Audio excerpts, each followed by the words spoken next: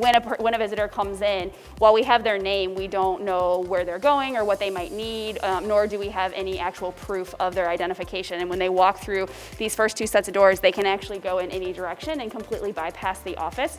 Additionally, if it's during a passing period when we have students moving between classes, we have anywhere between 50 and 100 students walking through this hallway here, passing to get to class. And so visitors might come in direct contact with students at that time before they've been checked in through our Raptor system in the office. Instead of having to go through these 3 separate areas to get to the office, we would have a separate entrance where visitors would come in and go directly to check in via Raptor with one of our assistants before they could ever enter the building.